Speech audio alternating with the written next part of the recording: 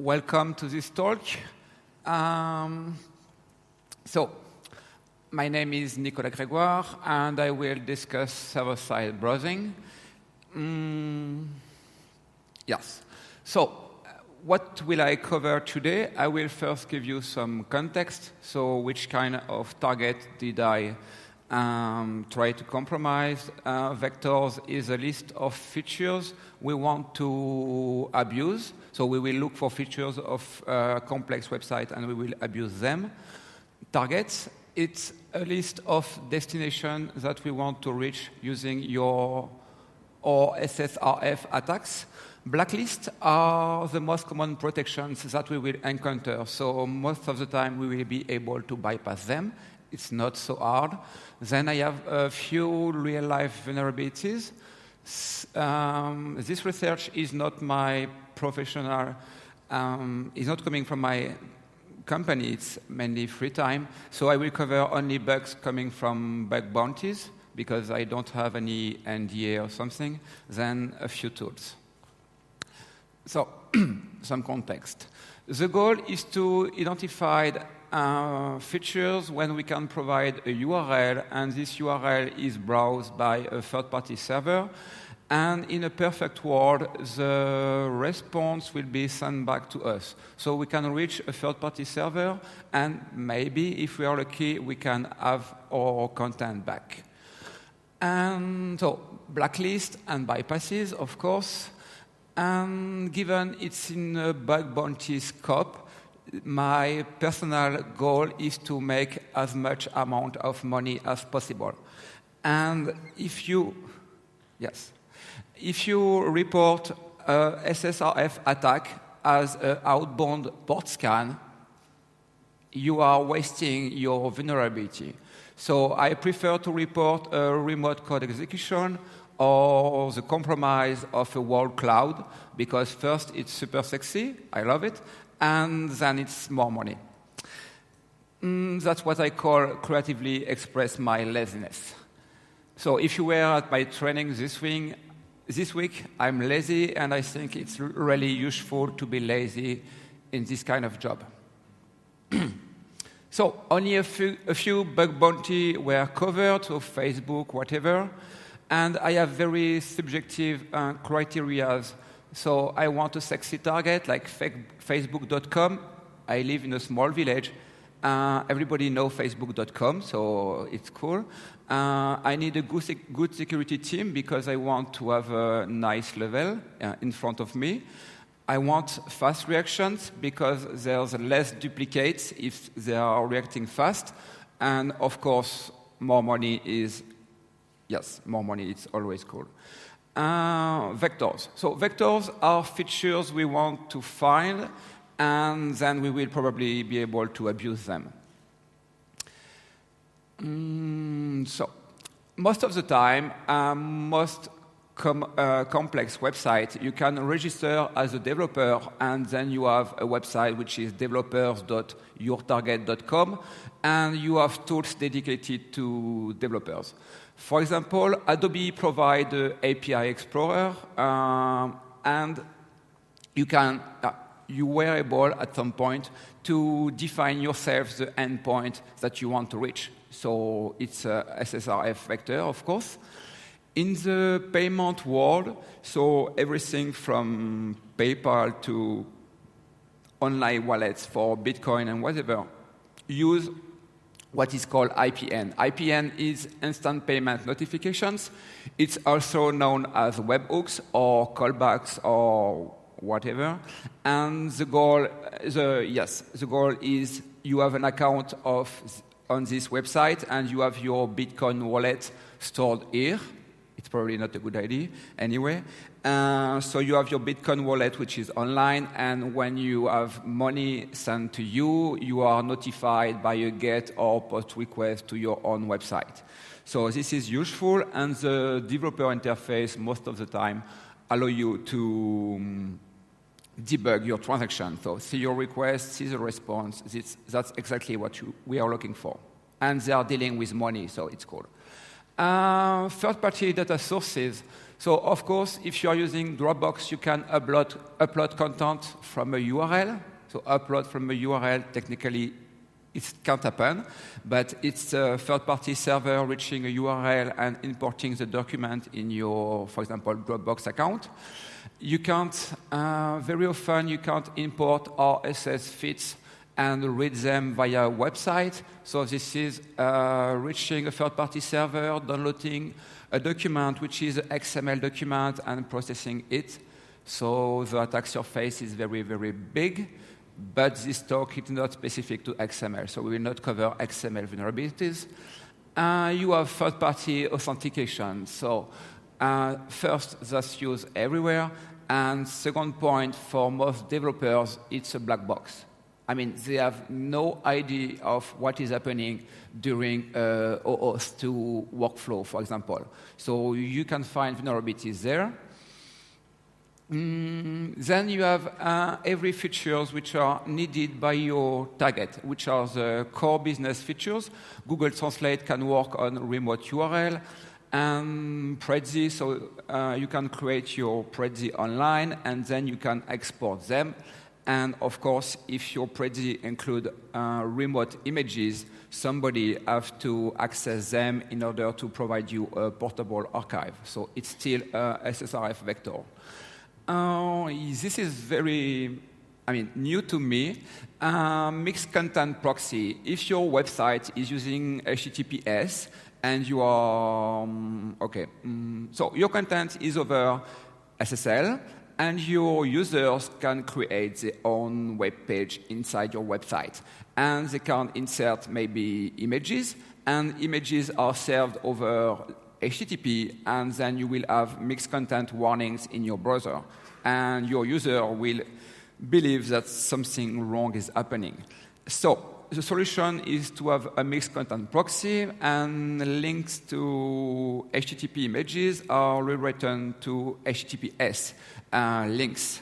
So this kind of functionalities can be considered as a proxy, and of course it can be abused as a SSRF vector. So both Fastmail and GitHub have their own open source implementation. So open source means you can download the code and find the vulnerabilities in white box. This is easy. Parse.com is a Facebook company, and they allow you to store your own JavaScript code on their servers, and then you can execute it.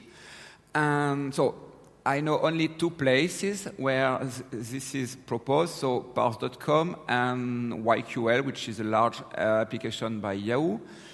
And just to give you an idea, I was said, okay, you can execute your server-side JavaScript code.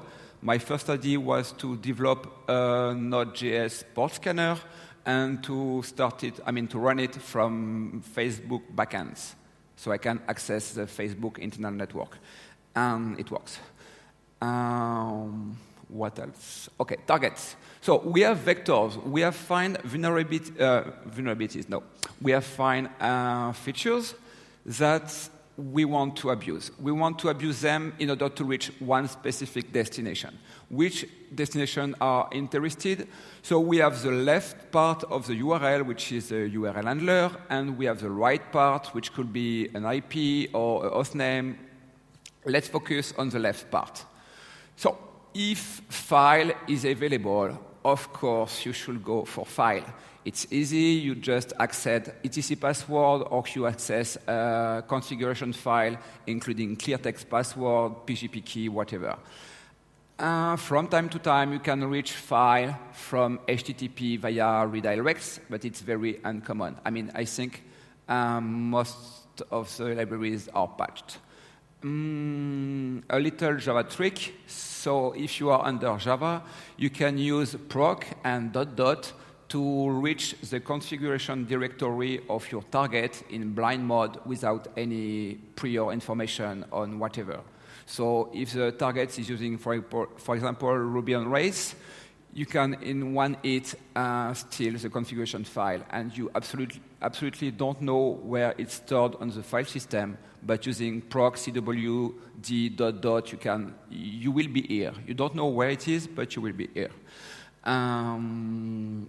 What else? Yes, you have tons of exotic URL handlers, like gophers and whatever. This is not covered by this talk. If you are interested in this kind of stuff, you should read the SSRF Bible. And most of the time, this kind of exotic URL handlers are less and less available. So I focused on HTTP and HTTPS because I wasn't able to use any more Gopher or Dict to speak to backend servers. So we want to use only HTTP and HTTPS, mostly HTTP. And we could think that if we have only one URL handler, probably we have less possibilities than with tons of URL handlers. So what could we do with HTTP only? HTTP, you can, of course, reach every HTTP and HTTPS applications that was designed for. So no problem. Next step, you have some services like Redis databases, which are using a very forgiving text-oriented interface. That means that you can speak HTTP to a Redis server and send your command and have feedback. And you can even speak to a Redis database via a squid proxy, and it works very well. So we can access Redis, and we have a few services like SMTP and SSH that you can fingerprint using HTTP. So SSH technically is a valid HTTP 0.9 web server. So, of course, any browser will be happy to interact with HTTP 0.9 web server. Of course, if you can hit the SSH port, you will not be able to brute force password or whatever. You just see the banner. But it's interesting because if your target is using SSH on a non-default port, for example, you can find this non-default port, and then you can use your SSRF vector to fingerprint the internal network looking for the non-default port for SSH.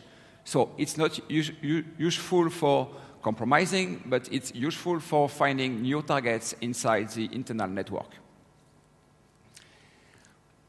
So we have two main goals. The two main goals are loopback and multicast. And if we are not able to compromise our target using that, we will switch to the internal network and maybe the public IP space.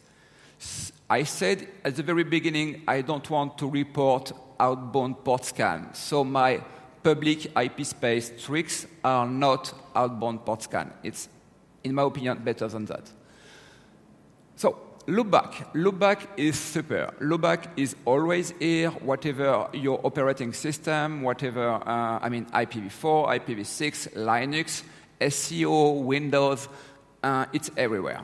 So for sure, your backend has a loopback interface. By default, by design, every service which is listening on loopback, excuse me, I will rephrase. You have a service listening on loopback, and you are on loopback. By definition, there's no way to apply any AP-based ACL to you. So most of the time, you can reach every service which is on loopback.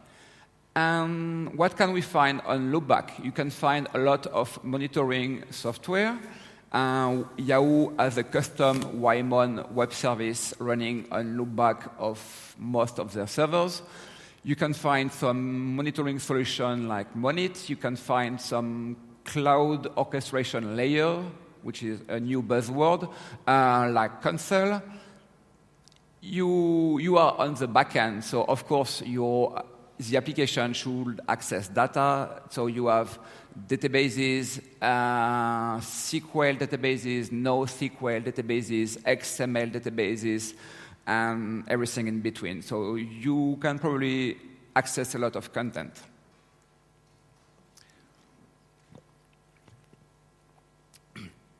So our current target is loopback.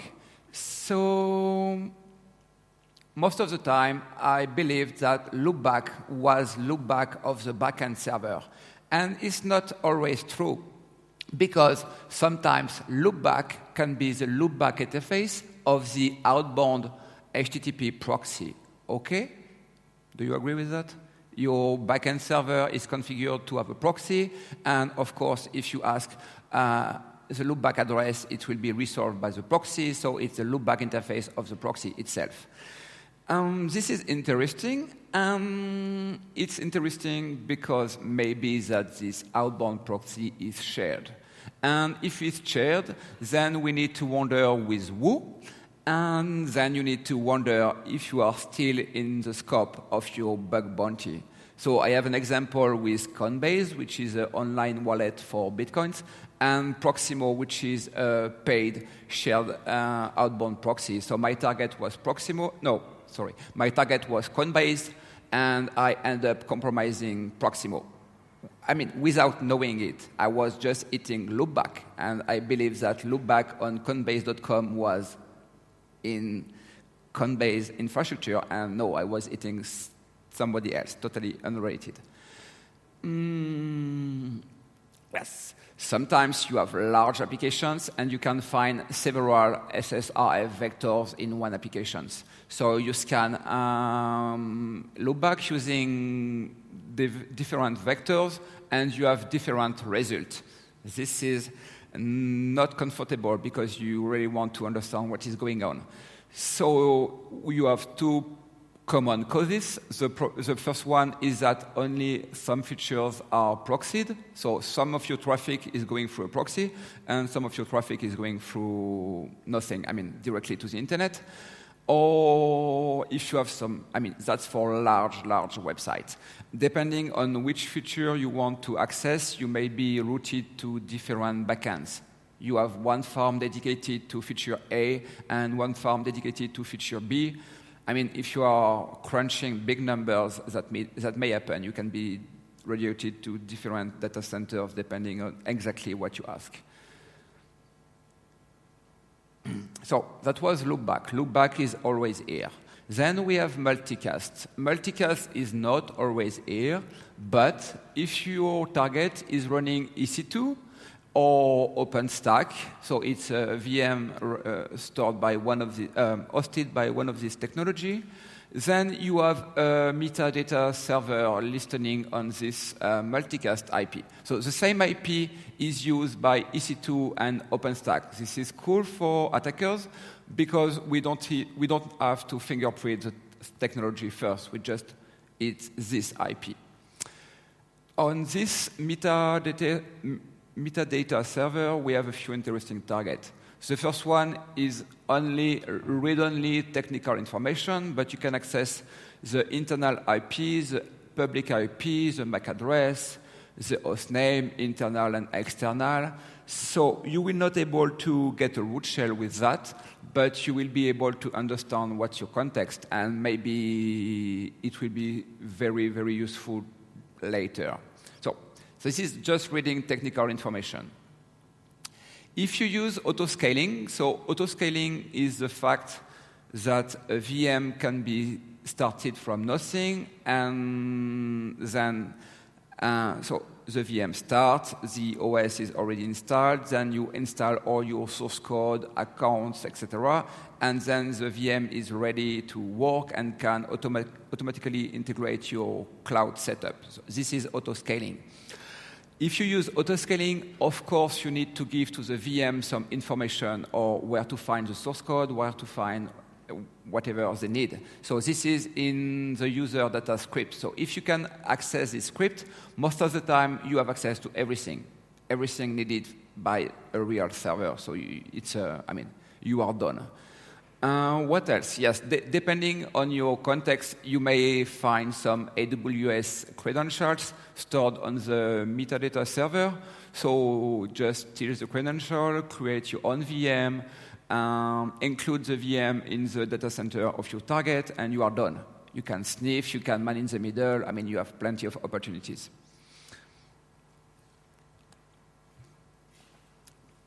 Okay, let's suppose that we were not able to find something on loopback and not able to find something on multicast. We have the internal network left, and most of the time you have an internal network. So loopback, it's all the time.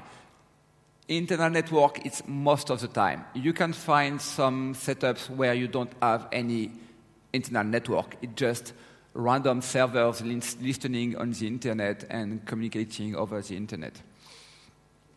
But if you have internal network, most of the time it's easy. I mean, it's an internal network. You have non-add-on services everywhere, monitoring solution, databases, key stores, administration interfaces.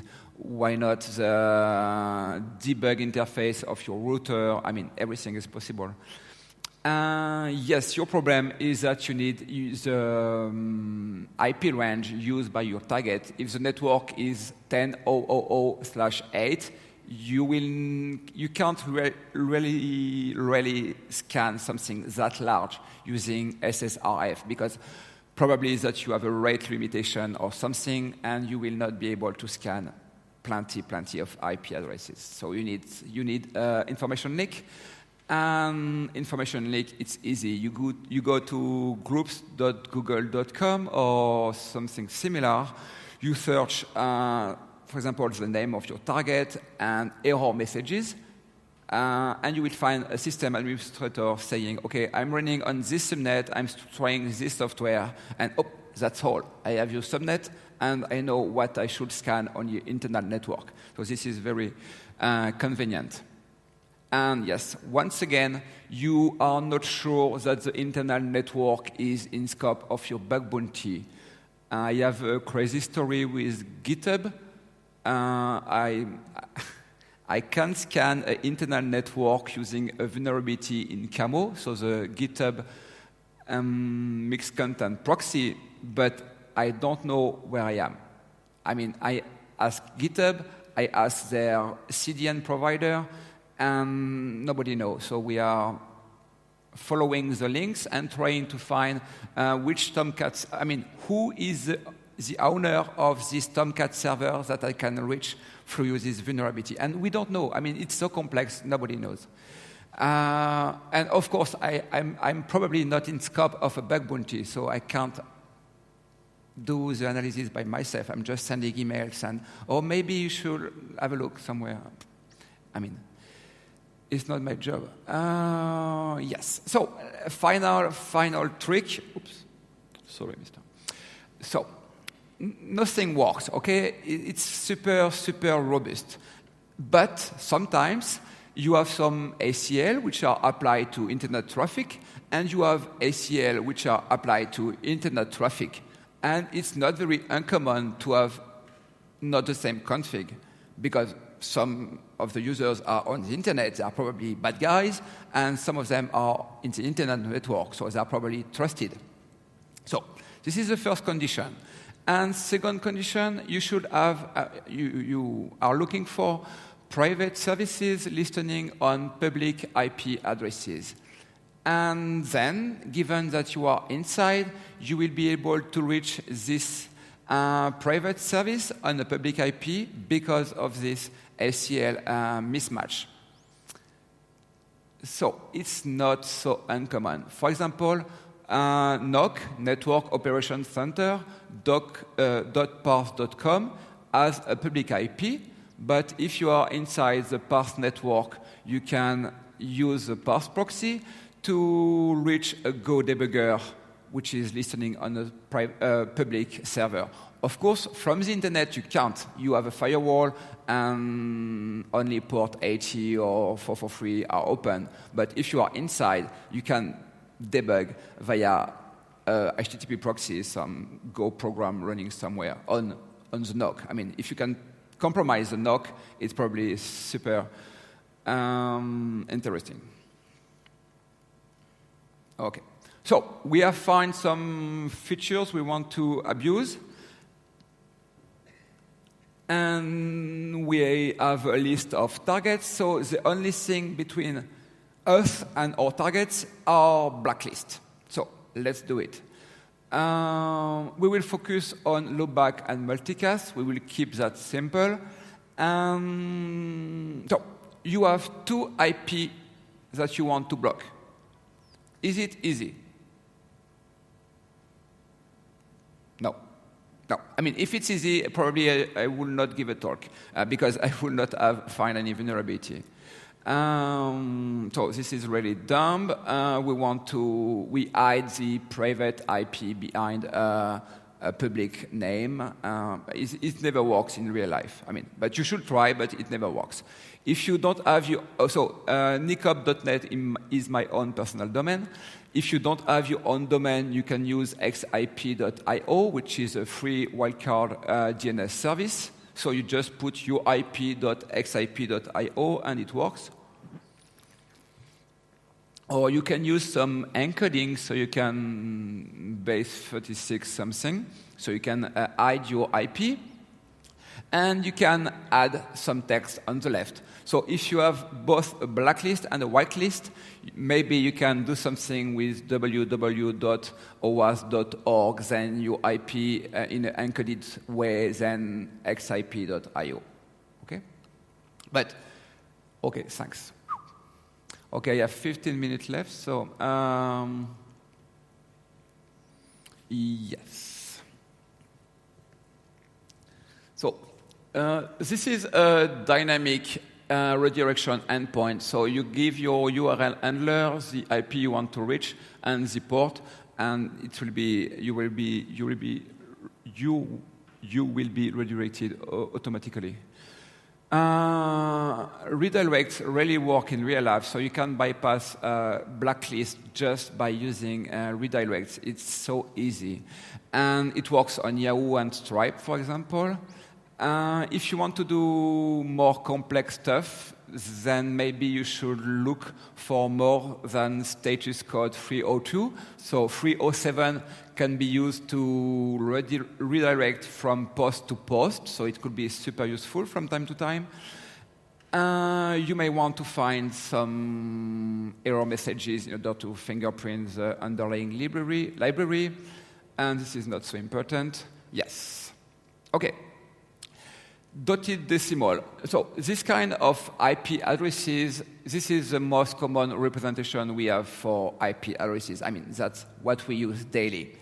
But your browser, your server-side library, your proxy support much more than what I call dotted decimal representation of IP addresses. Okay? So you have a URL on the slides. This page was last updated 12 years ago. And that's all the tricks I use for IP encoding. So there's absolutely nothing new. I was using that 15 years ago to bypass AV and anti-spam filters for what wasn't called at the time spear phishing. So this is quiz time. So your turn. On the left side, I will show an IP with the alternate encoding, and you should shout the name of the encoding. Okay? It's easy. I mean, it's easy. The rules are easy at least. So, what is this encoding? Oh, yes. Oh, no. I will encode this IP, okay? The multicast one. So, what is this encoding? Shout? Excuse me? No. This is not octal. Somebody else? Too late. This is dotted decimal with overflow. So you just have to add 256 to each byte, and your IP stack will overflow. I mean, somewhere you will have an overflow. The overflow is not a problem, and then you will reach your real target. But if your blacklist is dumb enough, then you have a first bypass. Next one.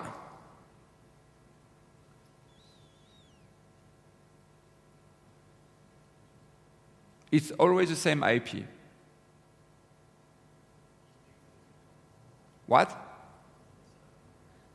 Yes. decimal or D word or whatever. So I call it dotless decimal. It's the same number, but just a large number. Next one. This is dotless decimal again, but with overflow. So you just have to add 256 to the power of 4, maybe 1 time, 2 times, 3 times, we don't care. So you can have an infinite number of variations. This one, easy. X, of course.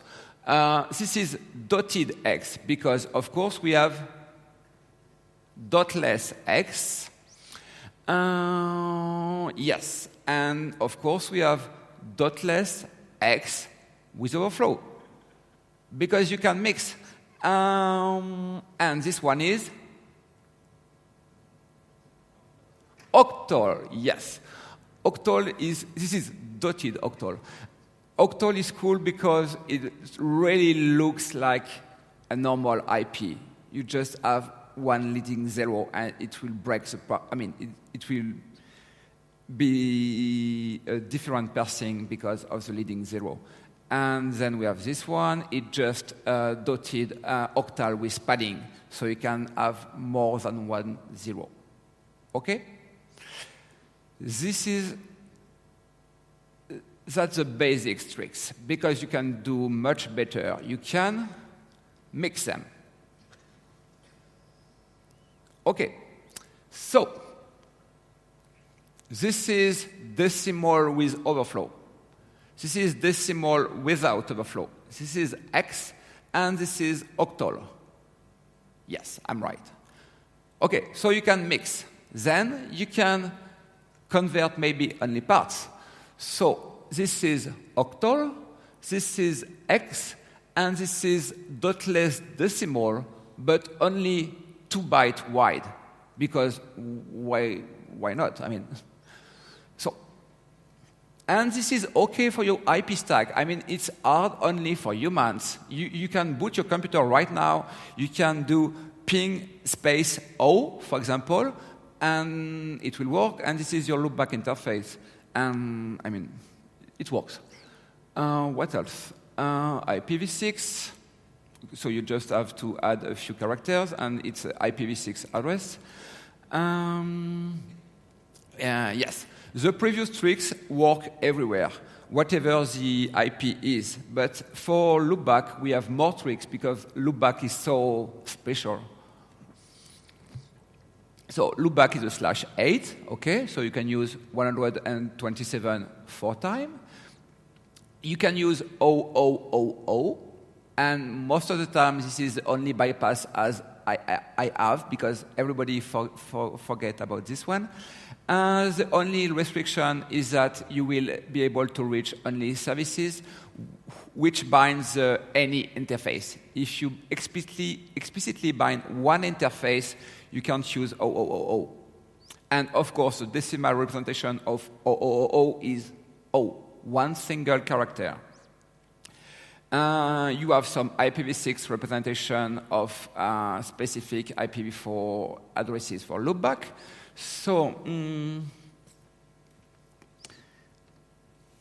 as you can notice, here you have absolutely no numbers in your IP. So, if you're processing, your defense mechanism is, do we have number in this string? Yes, so maybe it's an IP.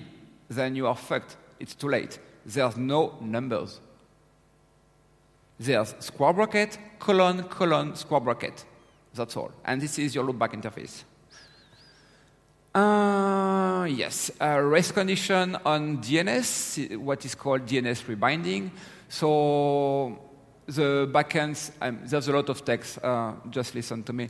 The backend server resolve your destination, you provide a legitimate IP, then you are allowed to go to the outbound proxy, which resolve again, then you give a private IP, and of course it works, and you can access the internal network. Bugs, okay, real life bugs. How much time? Okay. Stripe.com, let's just see the bug. Okay, so they have a blacklist, but the blacklist is applied before HTTP redirects. So just go to my own server and go back, and you are done. So you can see here I have a dynamic endpoint. I try to hit this port, which is their non-default SSH port. And here I have some feedback. So this is, they are running Ubuntu and SSH. $500. Prezi. When you submit, when you save your Prezi, you have this kind of huge request. So you have tons of cookies, and here you have the content length, and you have a big blob of data. And of course, your content is inside this blob of data, and maybe you can't read it, but I will spell it for you. The name of the parameter is b64_zipped_XML_content. So maybe this blog is some XML which is zipped, and I mean, just given the name of the parameter. So I wrote an extension for Burp Suite, and then I can directly play with the underlying XML. But I wasn't able to find any XML vulnerability. So I tried to insert a small image in my Prezi, and then I noticed that every external resources is referred by its public IP. So adding an image to your Prezi is adding an object node to your XML, which refer a public image. So now I can put links in my links to images in my Prezi, and I can ask for some server-side processing, like export to zip, and then Prezi servers will try to collect every external resource and provide a nice zip archive to me. Thanks. First exploit was very dumb, like file etc password, and $2,000 for that, so why not? Then the blacklist file. So next step is it's a multicast server and $2,000 again. Then they decided to implement a defense in depth mechanism, some blacklist and whatever. And then I bypassed the blacklist using octal encoding, but there's no impact. I mean, they have additional layers, and I wasn't able to score, but they gave me 500 anyway, just because the bypass was nice. PayPal. So PayPal, I will be short. I can bypass with octal encoding. They are dealing with tons of money, and they gave me $100. So I do not plan to participate anymore. Okay, this is a private one. I can't give the name. You have interface for developer. You have absolutely no check. So I can reach port 8500, which is console, and I can leak some information. And then they fixed, and then I use 0000, and this is a bypass. So they gave me $750. Okay, we will start with the nice bugs. So Coinbase, they manage money too. I mean, depending on what you consider Bitcoin. Absolutely no check. So what I did was reaching the metadata server. I had cloud credentials for everything. I mean, I can totally impersonate the company internet presence, and that was Proximo and not Coinbase. That's why I said earlier, and it went very well. So Proximo could sue me, and they didn't first, thanks. And in less than 24 hours, Coinbase analyzed the bug, contact their provider. Oh, by the way, you were compromised because of our users. And anyway, it went very fine, and they gave me $5,000 for half an hour of work and half an hour of reporting. So it's 5K for 1 hour. It's interesting. Another private one, so we have a mixed content proxy, and it's really just a pipe. You can send any HTTP method, any HTTP header, and you have the full response coming back. So it's very uncommon to be able to send any HTTP method. Most of the time, you are limited to get and post, not here. So, oh, my bad. OK, I will be a little bit late. So, given that I can use put request, I can access console. So this is 8500, this is console. And I can register for a new check. A new check is just some code run as root. OK? And so, OK, so this is, This is a put. You create your check, and then you do a get here, and you have the output of your check. It could be the output of etc shadow because it's run as root. So this is a root remote code execution on a company. I can't give the name, but it was very, very cool. So 3K, their official maximum is 1K. They gave me 1K, and 2 days later, I received an email.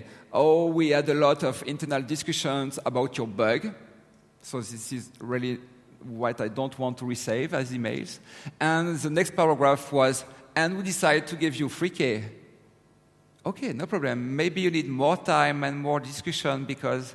No, just kidding. Yahoo, this is very long, so and I'm already late. So they have a blacklist, which is applied before HTTP redirect. So you can... I use my dynamic redirect endpoint, and I scan the loopback interface. For example, here you have a web server, you have code 200, and here you have port 9466, and you have method not allowed. So I'm sending get, and I receive method not allowed. I reported the bug because I can access the loopback interface, and the feedback is, this is not a bug. This is exactly as designed. OK. I will want to meet the designer, please. Anyway, no reward. This is not a bug. This is by design. So I decided to switch from get to post. OK. Using post, I had a SOAP error message. The SOAP error message includes some private XML namespaces. And one of them is Ymon. Ymon could be Y for Yahoo, and Mon for monitoring, maybe. I mean, I had no clue. So let's go for Google. And let's Google for Ymon space WSDL. And you have only one answer. So you have this feeling, OK, I will have to click on this link. Either it's what I expect, or I'm dead. I mean, there's only one hit in Google. So I click on the link, and this is incredible. So let me show you. I have so many stuff in my hands. I'm new to SOAP. OK, welcome. I will pass below some code from w3.org, blah, blah, blah. But then, little mistake.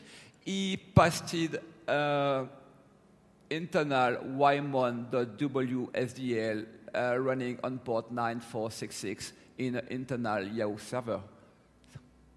And the next message is, oh, sorry, I made a mistake by pasting the content.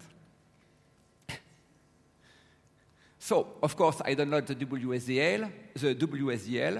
I have 11 methods, including exec. So you have a web service with the name of the method is exec. Of course, let's try. The problem is that you can only execute Nagios plugins. OK, why not? Let's go. Let's audit Nagios plugins. And then you will find that checklog is so friendly. I mean, that's your friend for the whole life. Yes, the source is everything in /etc, and the target is a IP port on my own IP. So this is data exfiltration, and I will read everything in /etc. That's not enough. I want more. I want to copy bin bash to checknt, which is an existing plugin. So I will keep the executable bit. And next step is just calling your root shell, okay? Because, yeah, that's the kind of output. So you are using YQL, and here you can see your root. You are inside one of the proxy farms from Yahoo, and okay, why not? I mean, you are done. And 15K.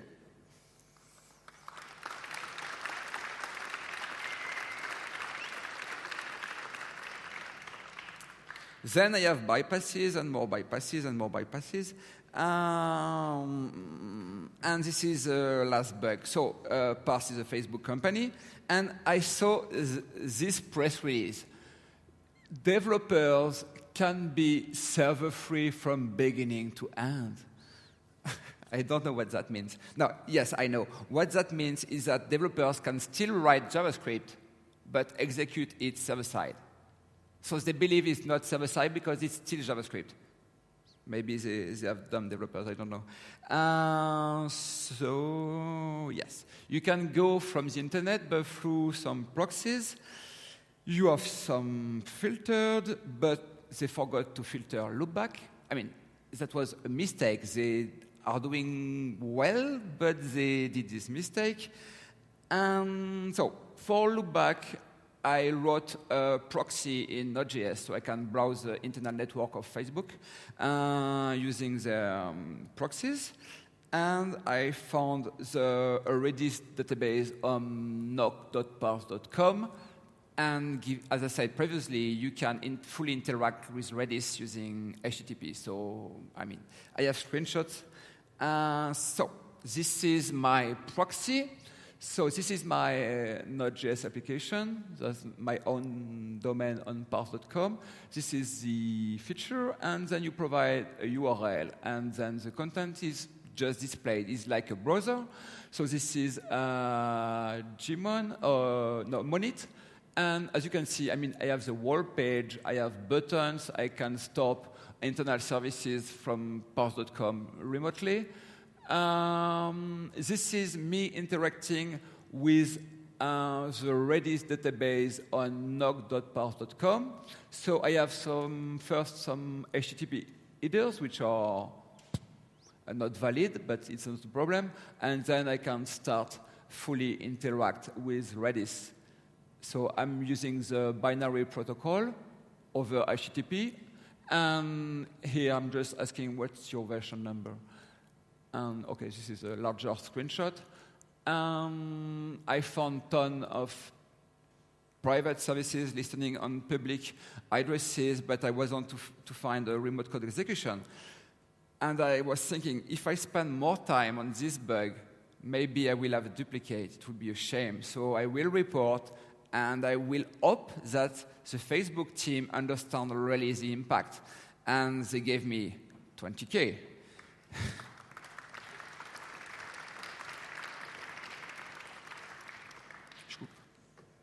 OK. So I have 2 slides on the toolbox. Slides are public. I'm available for 2 days, so I will skip them. Done. And then I have a conclusion. So I have 2 conclusions. If you are an attacker and if you are really deep in SSRF, you will find the word machines. You will think about primitives. You will think about export chain. You will have some bug fixed. And then you have your export chain. And you can notice that only this small part of your chain was broken. So you just have to go around on this part, but everything else is fine. I mean, that's, yes, this is advanced exploitation. I mean, you know it. And defenders, if you want to access internet resources, don't take any risk. Rent a server outside of your own corporate presence and put your proxy there. I mean, that's what GitHub did. They have a vulnerability, but I can't compromise them because it's hosted somewhere else. I don't know where, but at least GitHub can be compromised using their own bugs. So, and if you're a defender, I mean, anyway, good luck. That's all. Thanks.